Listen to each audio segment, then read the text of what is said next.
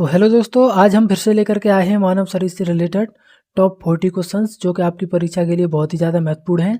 तो वीडियो को लास्ट तक ध्यान से देखिएगा।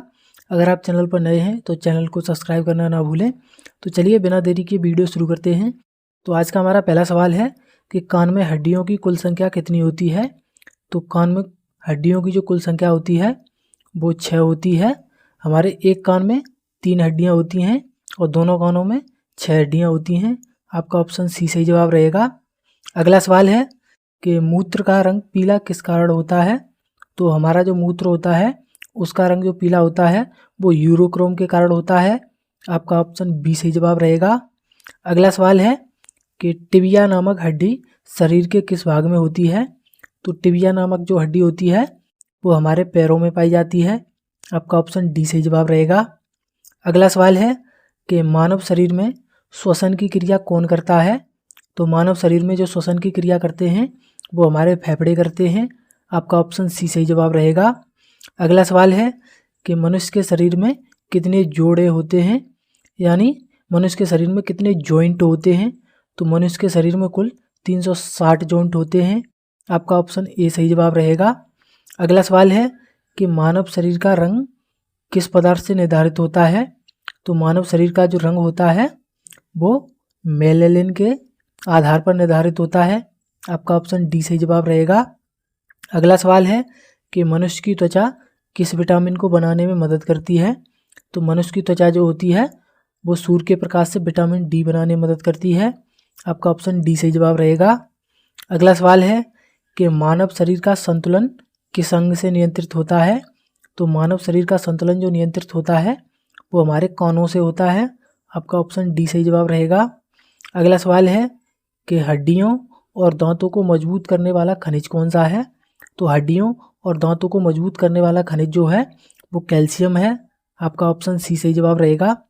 अगला सवाल है कि मनुष्य में रक्त का थक्का किससे जमता है। तो मनुष्य में जो रक्त का थक्का जमता है वो प्लेटलेट से जमता है। आपका ऑप्शन डी सही जवाब रहेगा। अगला सवाल है कि पाचन में सहायता करने वाला रस कौन बनाता है। तो पाचन में जो सहायता करने वाला रस बनाता है वो अग्न्याशय बनाता है। आपका ऑप्शन बी सही जवाब रहेगा। अगला सवाल है कि बालों का रंग किस पर निर्भर करता है। तो हमारे बालों और त्वचा का रंग जो निर्भर करता है वो मेलानिन पर निर्भर करता है। आपका ऑप्शन सी सही जवाब रहेगा। अगला सवाल है कि दांतों की सबसे कठोर बाहरी परत क्या है। तो दांतों की सबसे कठोर परत होती है वो इनेमल कहलाती है। आपका ऑप्शन सी सही जवाब रहेगा। अगला सवाल है कि आँख में प्रकाश को नियंत्रित करने वाला भाग कौन है। तो आँख में जो प्रकाश को नियंत्रित करता है वो पुतली करती है। आपका ऑप्शन सी सही जवाब रहेगा। अगला सवाल है कि रंग पहचानने की शक्ति किससे होती है। तो जो रंग पहचानने की शक्ति होती है वो कौन सेल से होती है। आपका ऑप्शन बी सही जवाब रहेगा। अगला सवाल है कि शरीर का सबसे तेज बढ़ने वाला अंग कौन सा है। तो शरीर का सबसे तेज बढ़ने वाला जो अंग है वो शरीर की त्वचा होती है। आपका ऑप्शन डी सही जवाब रहेगा। अगला सवाल है कि रक्त का लाल रंग किससे होता है। जो रक्त का लाल रंग होता है वो हीमोग्लोबिन के कारण होता है। आपका ऑप्शन सी सही जवाब रहेगा। अगला सवाल है कि सामान्य श्वास दर क्या होती है, यानी एक व्यक्ति 1 मिनट में कितनी बार सांस लेता है। तो वो करीब 16 से 20 बार सांस लेता है। आपका ऑप्शन बी सही जवाब रहेगा। अगला सवाल है कि पसीना किससे निकलता है। तो पसीना जो होता है वो त्वचा से निकलता है।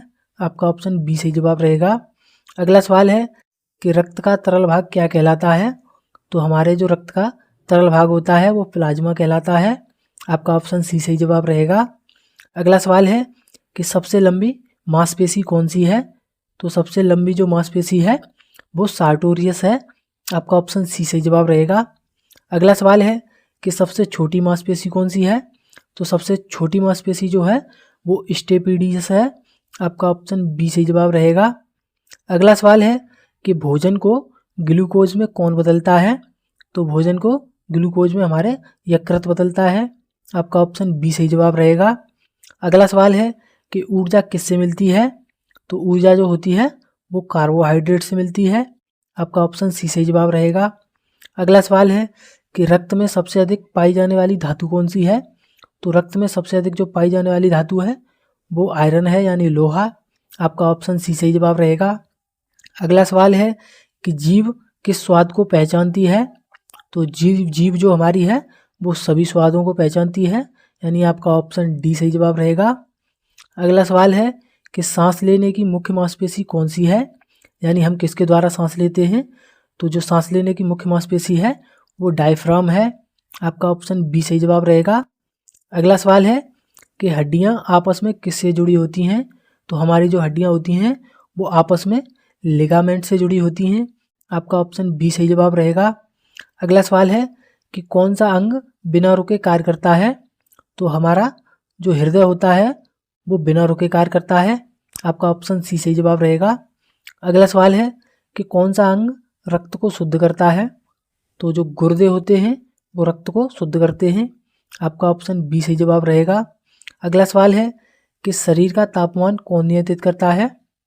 तो हमारे शरीर का जो तापमान नियंत्रित करती है वो त्वचा करती है, आपका ऑप्शन सी सही जवाब रहेगा।